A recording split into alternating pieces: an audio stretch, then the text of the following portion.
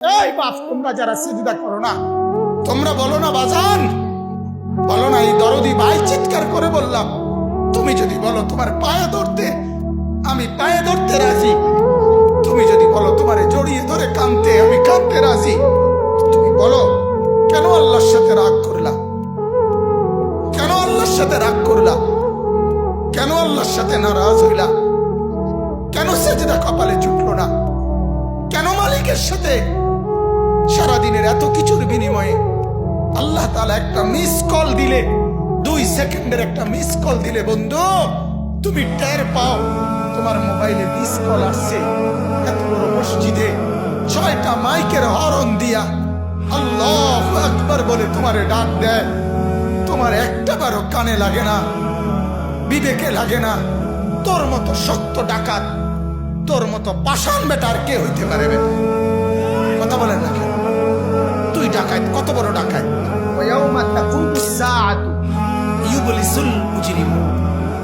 আল্লাহ তাআলা বলেন যখন হাসরের মাঠ কায়েম হবে, হাসরের মাঠ যখন কায়েম হবে, নাফরমানরা, পাপীরা, সমস্ত অপরাধীরা হাসরের মাঠের দৃশ্য এক নজর চতুর্দিক দেখার পর, অবস্থাটা উপলব্ধি করার পরে ইউবলিসুল মুজরিমুন, আল্লাহ বলে সব পাপীরা একেবারে ভেবাচেকা, একেবারে এলোমেলো, অস্থির, পেরেশান হয়ে যায়। হায় এখন কি হবে? এখন কি হবে? হাসরের ময়দানে দাঁড়িয়ে দেখবে আল্লাহর নবী সাল্লাল্লাহু আলাইহি সাল্লাম বলেন 2টা কদম, শুধুমাত্র 2 পাও রাখা যায় যতটুকু জায়গা। আল্লাহ রাসূল সাল্লাল্লাহু আলাইহি সাল্লাম বলেন একজন মানুষ হাসরের ময়দানে শুধু এতটুকু জায়গায় বরাদ্দ, এক সুতা ডানে বামে সামনে পিছনে আগ পিছ করতে পারবে না, 1 সেকেন্ডের জন্য বসতেও পারবে না। আল্লাহ তাআলা কোরআন কারীমে ইয়াউমা ইয়াকুমুন নাস লিরাব্বিল আলামিন, রব্বুল আলামিনের সামনে সবগুলো মানুষ দাঁড়িয়ে থাকে, দাঁড়ানো দাঁড়ানো দাঁড়ানো থাকে, দাঁড়িয়েই থাকে। মাথার 1.5 হাত উপরে সূর্য। আল্লাহ বলবে সূর্য তোর সমস্ত তাপ আজ ছেড়ে দে, খুলে দে তোর সব তাপ। পায়ের নিচের জমিন উত্তপ্ত তামার মতো উত্তপ্ত হয়ে যাবে। এরপরে আল্লাহ পাক রব্বুল আলামিন ফেরেশতাদেরকে দিয়ে জাহান্নামকে, কোরআনের স্পষ্ট আয়াত ওয়াজিআ ইয়াউমা ইদিন বিজাহান্নাম, হাসরের ময়দানে এরকম পাশে জাহান্নামকে ফেরেশতারা টেনে আনবে। 70,000 শিকল হাদিসের মধ্যে আছে জাহান্নামের মধ্যে লাগাবে। প্রতি শিকলের মধ্যে 70,000 কড়া থাকবে। কড়া, কড়া বোঝেন তো, যেটা লাগায় লাগায় কি বানায়? শিকল বানায়। 70,000 শিকল, 70,000 কড়া প্রতি শিকলে। প্রত্যেক কড়ার মধ্যে 70,000 ফেরেশতা ধরা থাকবে। তাহলে কত কোটি ফেরেশতা হিসাব বুঝছেন? 70,000 শিকল, 70,000 করে প্রত্যেক শিকলের কড়া, প্রত্যেক কড়ার মধ্যে ধরবে 70,000 ফেরেশতা। এত ভীষণ মারাত্মকের ভাবে ধরার পরেও জাহান্নাম গর্জনের সাথে ফেরেশতাদের হাত থেকে ছুটে যায়। আল্লাহ তাআলা বলেন এই ভয়ঙ্কর দৃশ্য দেখার পরে গোটা হাসরের মাঠে পাপী নাফরমানরা নিরাশ হয়ে যাবে, পেরেশান হয়ে যাবে। এরপরে বলবে আল্লাহ তাআলা বলেন ওয়ালাম ইয়াকুন লাহুম মিন শুরাকাইহিম শুফাআউ, এই নাফরমান আর পাপীরা দুনিয়ার জমিনে যাকে যাকে সঙ্গী বানাইছিল, যাকে যাকে বন্ধু বানাইছিল, যার সাথে চলে চলে আল্লাহর নাফরমানি করছিল, এদের সবার দিকে তাকাবে, কিন্তু কেউ তাদের জন্য এক বিন্দু কোনো সুপারিশ করবে না। কিরে বন্ধু, একসাথেই বনবিড়ি খাইতাম, অঙ্কুতুর কও না কি করতাম? যে আমার কিছু বলার নেই, আমার কিছু বলার নেই। এরপর আল্লাহ বলেন ওয়াকানু বিশুরাকাইহিম কাফিরিন, আবার প্রত্যেকটা নাফরমান নিজেই সে তার ওই বন্ধুদেরকে, ফেরেশতাদের সামনে সঙ্গীদেরকে অস্বীকার করবে।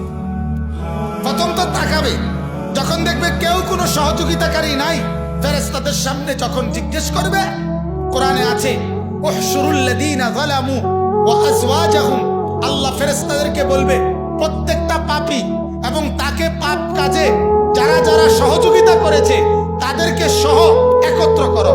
তখন ফেরেশতা যখন জিজ্ঞেস করবে তোর এই অপরাধের সঙ্গী ছিল কে বল, তখন ওই নাফরমান বলবে আমি কাউকে চিনি না, আমার সাথে কেউ ছিল না, কেউ ছিল না। আল্লাহ বলে ওই সঙ্গী তাকে অস্বীকার করবে, সে সঙ্গীকে অস্বীকার, কেউ কারোর জন্য থাকবে না, কেউ কারোর জন্য থাকবে। এরপর আল্লাহ বলেন ওয়ায়াউমা তাকুমুস সাআতু ইয়াউমাইদিন ইয়াতাফাররাকুন। এরপর আল্লাহ তাআলা বলেন হাসরের মাঠের সমস্ত মানুষ বিভক্ত হয়ে যাবে। আজ যেমন সবাই একসাথে বসছেন, নামাজি বেনামাজি, হালাল উপার্জনকারী হারাম উপার্জনকারী, হ্যাঁ সবাই একসাথে বসছেন। আল্লাহ তাআলা বলেন সেদিন সমস্ত মানুষ বিভক্ত হয়ে যাবে। ফাআম্মাল্লাযীনা আমানু ওয়া আমিলুস সালিহাত ফাহুম ফি রাউদাতিন ইউহবারুন। যারা ঈমান আর নেক আমলওয়ালা হবে তারা জান্নাতের আরাম আর আয়েশের মধ্যে, জান্নাতের সুখের মধ্যে ভাসতে থাকবে। ওয়া আম্মাল্লাযীনা কাফারু ওয়া কাযযাবু বিআয়াতিনা ওয়া লিকাইল আখিরা, আর যারা আমার নাফরমানি করেছিল, আমার এই আয়াতগুলোকে অস্বীকার করেছে, কোরআনকে অস্বীকার করেছে, কোরআনকে গুরুত্ব দেয় না, কোরআনকে গুরুত্ব। মাদ্রাসা মাদ্রাসা আপনার কোরআন পড়ায়। আমি সব সময় বলি কোরআন শুধু একটা বিষয়ের নাম না, বাংলা অঙ্ক ইংরেজি পদার্থ জীববিজ্ঞানের মতো এটাও একটা বিষয় না। না, বাংলা অঙ্ক ইংরেজির কোনো বিষয় আপনার জীবনে থাকুক বা না থাকুক, আল্লাহর কসম ঈমানের পরিচয়ের কারণে এই কোরআনের পরিচয় আপনার সাথে থাকতেই হবে। কথাটা বুঝছেন কিনা আমার? অর্থাৎ আপনি বাংলা জানেন আর অঙ্ক জানেন অথবা না জানেন, কিন্তু কোরআন আপনি জানেন, এ কথা আপনাকে বলতেই হবে, এ কথা আপনার জীবনে থাকতেই হবে, এ কথা জীবনে থাকতেই হবে। এ কথার কোনো যুক্তি নাই আমি শিক্ষিত তবে কোরআন জানি না, আমি শিক্ষিত তবে কোরআন পড়তে পারি না।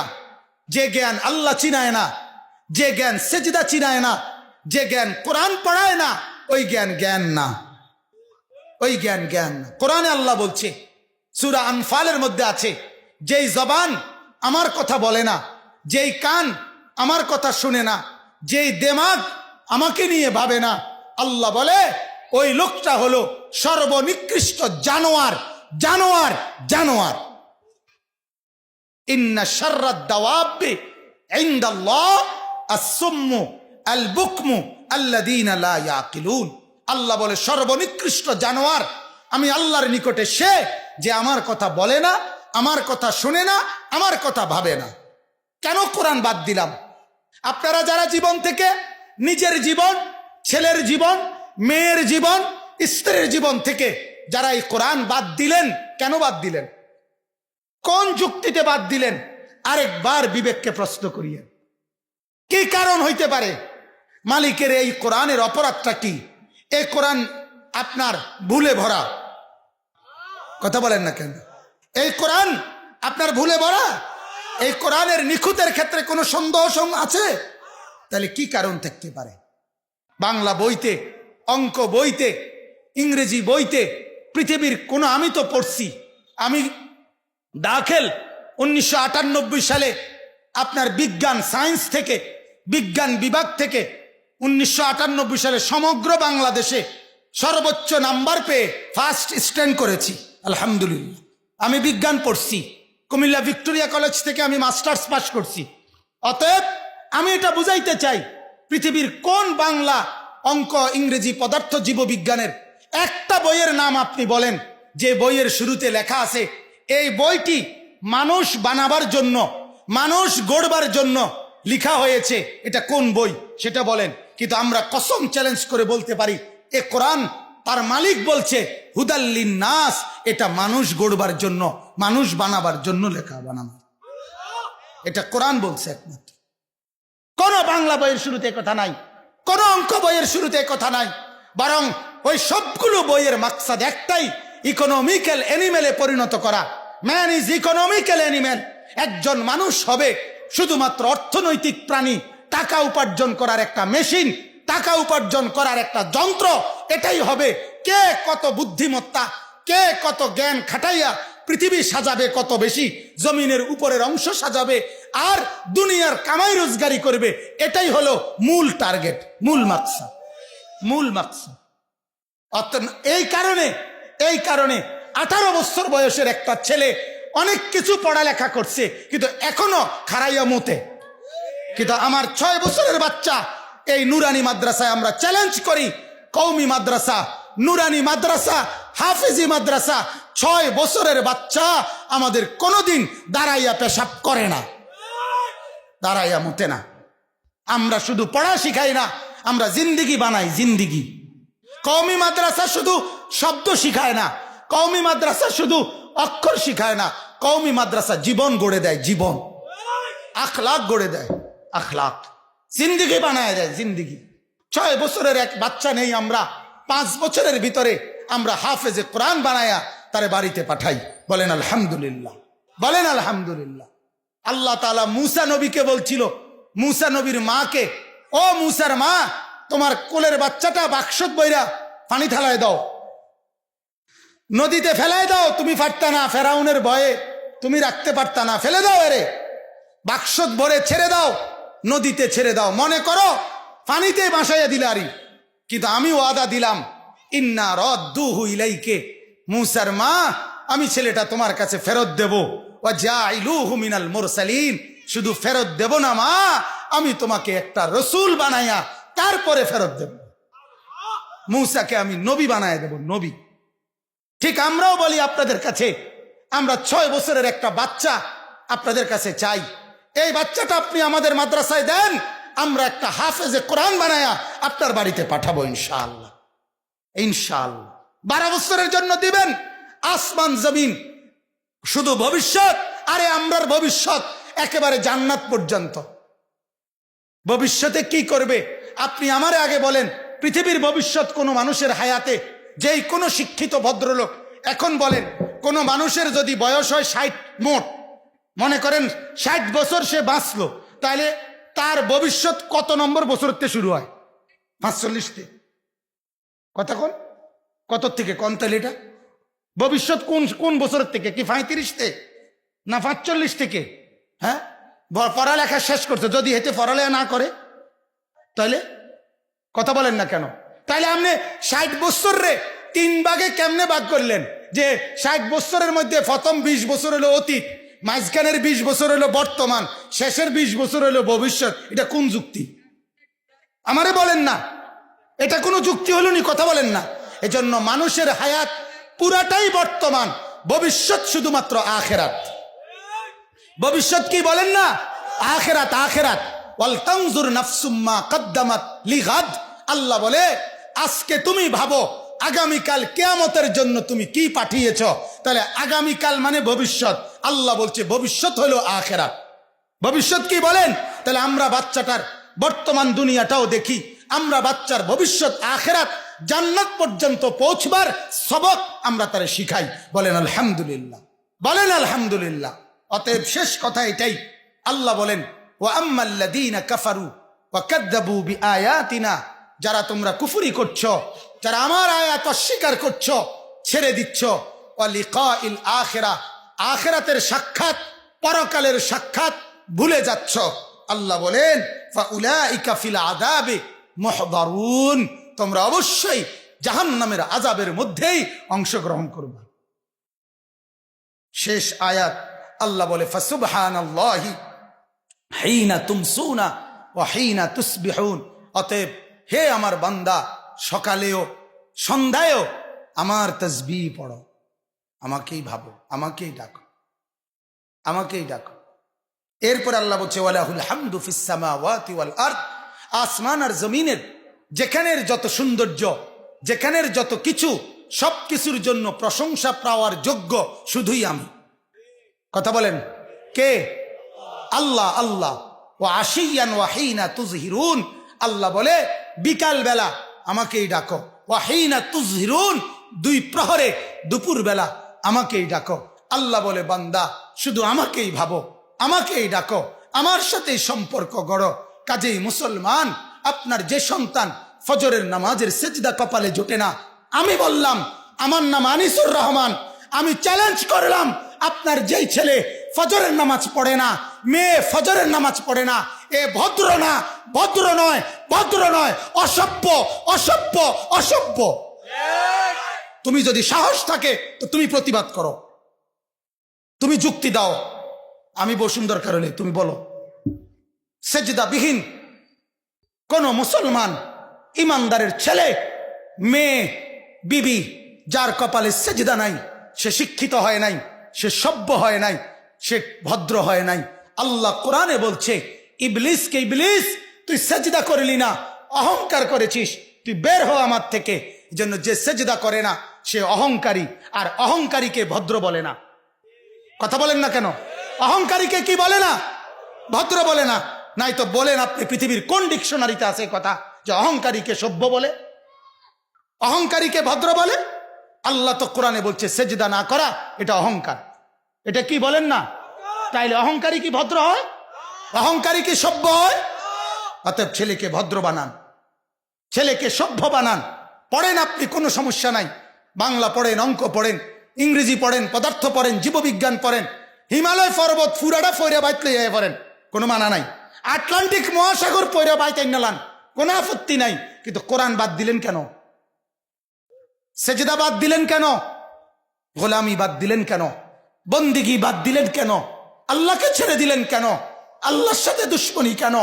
যে ছেলেটা সারাদিন একটা ওয়াক্ত নামাজ পড়ে না, যে বিবি একটা ওয়াক্ত নামাজ পড়ে না, যে মেয়েটা পর্দা করে না, তারে জিজ্ঞাসা করেন না যে মা সবার সাথে সম্পর্ক বজায় রাখো, মালিকের সাথে কেন দুশ্মনী? আল্লাহর লগে কি নারাজি হইলা? আল্লাহর সাথে কি দুশ্মনী? আল্লাহর লগে কেন রাগ করলা? কেন রাগ করলা?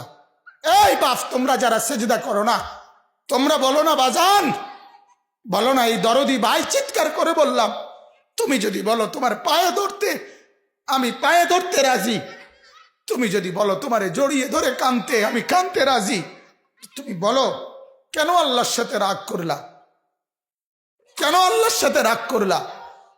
কেন আল্লাহর সাথে নারাজ হইলা? কেন সেজদা কপালে জুটলো না? কেন মালিকের সাথে সারাদিনের এত কিছুর বিনিময়ে আল্লাহ তাআলা একটা মিস কল দিলে, 2 সেকেন্ডের একটা মিস কল দিলে বন্ধু তুমি টের পাও তোমার মোবাইলে মিস কল আসছে। এত বড় মসজিদে 6টা মাইকের হরন দিয়া আল্লাহু আকবার বলে তোমারে ডাক দেয়, তোমার একটা বারও কানে লাগে না, বিবেকে লাগে না। তোর মতো শক্ত ডাকাত, তোর মতো পাষাণ বেটা আর কে হইতে পারে? বেটা কথা বলেন না কেন? তুই ডাকাত, কত বড় ডাকাত! হ্যাঁ, এজন্য ইনশাআল্লাহ আল্লাহকে রাজি করব। বলেন ইনশাআল্লাহ। সেজদা করব তো ইনশাআল্লাহ। যুবকরা তোমরা বলো না ইনশাআল্লাহ। নওজোয়ান তোমাদেরকে বলি, আমার আশা ভরসার স্বপ্ন এই নওজোয়ানদেরকে জাগানো। আমি সারা দিন রাত চাই যুবকরা জেগে উঠুক, কারণ আগামীর পৃথিবী, গোটা বিশ্ব 2 ভাগ হবে। এটাই পৃথিবীর পুরা ভবিষ্যৎ।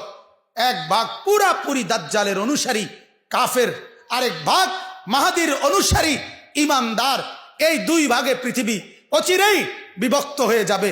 তুমি যদি মাহাদির পক্ষে থাকতে না পারো, তুমি যদি দাজ্জালের ধোকায় পড়ে যাও, আল্লাহর কসম ঈমান নিয়ে কবরে যাইতে পারবা না। অতএব আমি তোমার ঈমান চাই, আমি যুবকের ঈমান চাই, আমি যুবকের আখিরাত চাই।